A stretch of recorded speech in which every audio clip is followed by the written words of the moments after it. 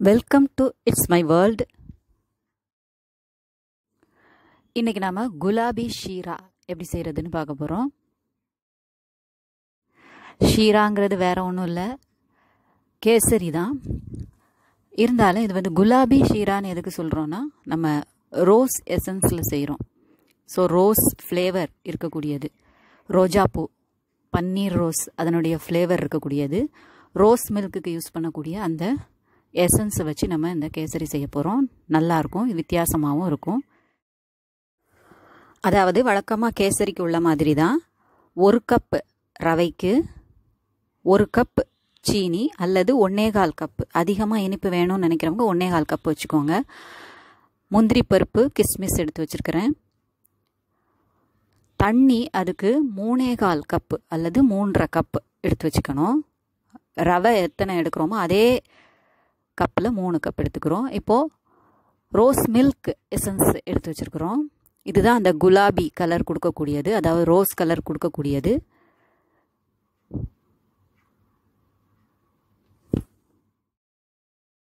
இதில் 2 table spoon sunflower oil எடுத்துருக்குது. ஏலக்காய் தூள் பண்ணது வச்சுருக்குறோம், அது ஆப்ஷனல் தான். நெய் தேவையான அளவு. இப்போ வாங்க எப்படி செய்யலான்னு பார்க்கலாம். முதல்ல பேனை சூடாக்கிட்டு, நம்ம கேசரி கிளற போகிற பேனை சூடாக்கிட்டு அதில் 1 டேபிள் ஸ்பூன் நெய் விடுறோம். அது சூடான உடனே, அது உருகின உடனே அதில் முந்திரி பருப்பு, கிஸ்மிஸ் அதை போட்டு நல்லா வறுத்து எடுத்து வச்சுக்க போகிறோம்.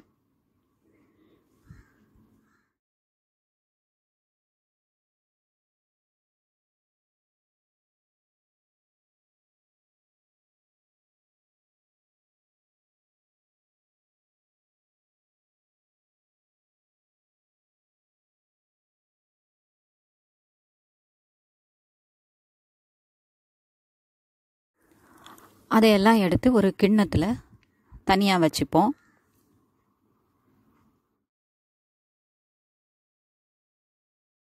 அதே இதில் மிச்சம் இருக்கக்கூடிய நெய்யில் நம்ம அந்த ரவையை வறுக்க போகிறோம்.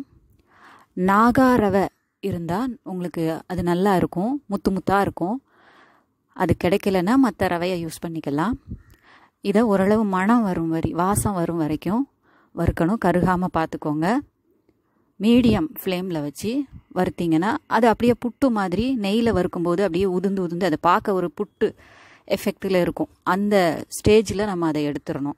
எல்லா இடத்துலையும் ஈவனாக நெய் பரவி இருக்கும். அந்த ஸ்டேஜில் நம்ம ஒரு தட்டில் எடுத்து ஆற வச்சுக்குவோம். ஒரு பிளேட்டில், கிண்ணத்தில் போடுறத விட ஒரு தட்டில் போட்டோன்னா அதை நம்ம கிளறும்போது ஈஸியாக இருக்கும். கொஞ்சம் கொஞ்சமாக போட்டு இதை மாதிரி போட்டு அப்படியே ஆற விட்டுக்கோங்க. மற்ற வேலை செய்கிற வரைக்கும் ஆறுனா போதும். இப்போது நம்ம தண்ணி ஊற்ற போகிறோம். அதே பேனில் நம்ம ரவை எடுத்த கப்போட அளவுக்கு 3.5 கப்பு தண்ணி விட போகிறோம். சரியாக இருக்கும் இது.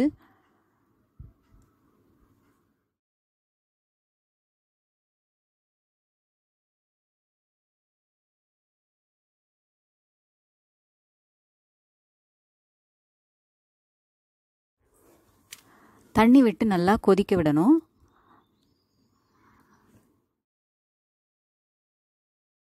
இதிலேயே நம்ம 2 டேபிள் ஸ்பூன் எண்ணெய் எடுத்தோம் இல்லையா, சன்ஃப்ளவர் ஆயில், அதில் 1 டேபிள் ஸ்பூன் இதில் விட்டுட்டு நெய்யும் 1 டேபிள் ஸ்பூன் இதில் விட்டு கொதிக்க விடணும்.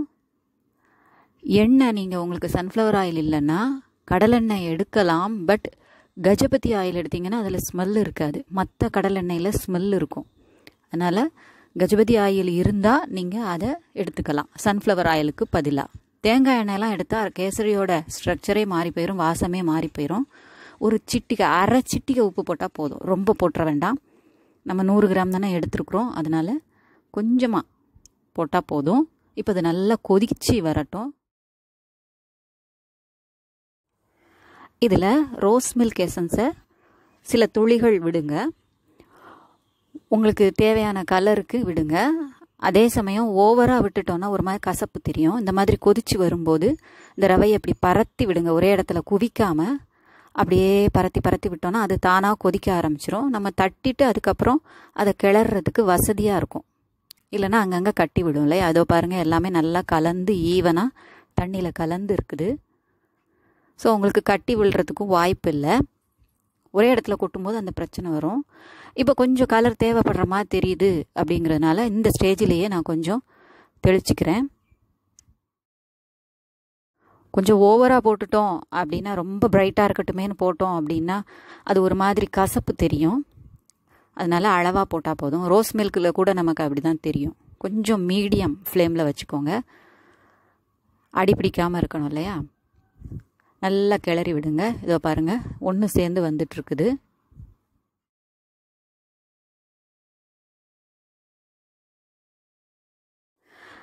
சிம்மில் தான் இருக்குது. அதை நல்லா கிளறி விட்டு கொஞ்சம் நெய்யை சேர்த்து கலந்து மூடி வச்சு, மூடி ரொம்பவும் லைட்டாக இருக்கணும் ஃப்ளேம். அப்படி சிம்மில் வைக்கிறதா இருந்தாலுமே ரொம்பவும் லைட்டாக ஃப்ளேம் வச்சு மூடியால் மூடுங்க. கொஞ்சம் ஓட்டை இருக்கிற மூடி இருந்தால் நல்லது. அப்படி இல்லைன்னா பாதியாக மூடி கொஞ்சம் நேரம் கழித்து அந்த மூடியை திறந்து ஒரு தடவை கிளறி விட்டுட்டு இப்போ சீனி சேர்க்க போகிறோம். முதல்ல 1/2 கப்பு இந்த மாதிரி பரத்தி போட்டு அதை கிளறி விட்டுட்டு அதுக்கப்புறம் மிச்சம் 1/2 கப்பு போடுங்க. இல்லைன்னா ஒரு பக்கம் குவிஞ்சு கிடக்கும் இல்லையா? அப்போ தான் ஈவனாக வரும். இந்த மாதிரி பாதி பாதியாக போடும்போது முதல்ல இப்படி கிளறி விடும்போது அதிலிருந்தே அது தண்ணியை எடுத்து கரைஞ்சி வரும் இல்லையா? இப்போது இன்னொரு பகுதியையும் போட்டு நல்லா கலந்து கிளறிட்டே இருங்க. நெய் வேணும்னா விட்டுக்கலாம். மிச்சம் இருக்கிற எண்ணெய் வேணும்னா சேர்த்துக்கோங்க. ரொம்ப எண்ணெய் விட விருப்பம் இல்லைன்னா நெய்யாகவே இருக்கட்டும். ஏலக்காய் தூள் இப்போ சேர்த்துக்கிறோம். அது ஆப்ஷனல் தான். உங்களுக்கு இந்த வாசம் மட்டும் போதும் அப்படின்னு நினச்சிங்கன்னா ஏலக்காய் தூள் வேண்டாம். இதை நல்லா ஒட்டாமல் வர மாதிரி கிளறி விடுங்க. கொஞ்சம் தீ கூட்டிக்கலாம். ஏன்னா இப்போ சீனி போட்டதில் கொஞ்சம் லிக்விட் ஆகிருக்கு இல்லையா? அது அப்படியே சேர்ந்து உருண்டு வர மாதிரி இருக்கக்கூடிய நேரத்தில் தீயை கொஞ்சம் குறைச்சி நெய் வேணும்னா கொஞ்சம் சேர்த்துக்கோங்க. அது உங்கள் விருப்பம்தான். எண்ணெயும் வேணும்னா சேர்த்துக்கோங்க, இல்லைன்னா வேண்டாம். அந்த ஸ்மெல் பிடிக்கலைன்னா அந்த ஸ்கிப் பண்ணிடுங்க. ஃபஸ்ட்டு விட்டது மட்டும் போதும்.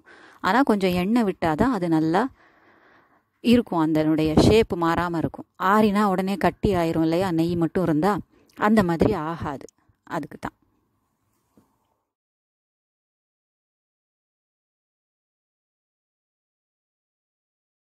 இப்போ நல்லா சுருண்டு வரக்கூடிய அந்த ஸ்டேஜில் நம்ம வறுத்து வச்ச முந்திரி பருப்பு, கிஸ்மிஸ் அதை போட்டுருவோம். முதல்ல போட்டுட்டோன்னா அது அந்த ஈரத்தில் முந்திரி பருப்பு வெந்துடும். இப்போன்னா உங்களுக்கு அது கொஞ்சம் கிறிஸ்பியாக இருக்கும். சாப்பிடும்போது நல்லாயிருக்கும்.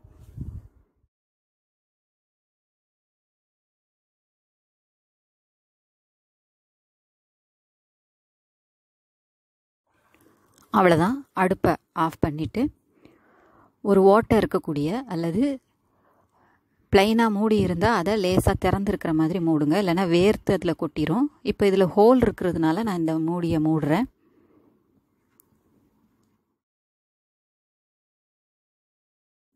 கொஞ்சம் கழித்து ஒரு 2 நிமிஷம் கழித்து பார்த்தீங்க அப்படின்னா இந்த மாதிரி இருக்கும். நெய்யெல்லாம் அப்படி நின்று இருக்கும். இப்போ அதை கிளறி அப்படி எடுத்து பாருங்கள், அப்படியே நிற்கும். அந்த மாதிரி இருக்கும். அந்த இளக்கமாகவே கடைசி வரைக்கும் இருக்கும். இதை மாதிரி நல்லா தம் போட்டு மூடி வச்சுருங்க. நம்ம எப்போ சாப்பிட்றோமோ அப்போ எடுத்து சாப்பிடலாம். அப்போவும் அப்படியே தான் இருக்கும். குலாபி ஷீரா ரெடி. அதாவது ரோஸ் கேசரி தயாராகிருச்சு. செஞ்சு பாருங்கள். உங்கள் குழந்தைங்களுக்கு கொடுத்து பாருங்கள். உங்கள் கமெண்ட் சொல்லுங்கள். பிடிச்சிருந்தா லைக் பண்ணுங்கள், ஷேர் பண்ணுங்கள், சப்ஸ்கிரைப் பண்ணுங்கள். நன்றி, வணக்கம். Take care.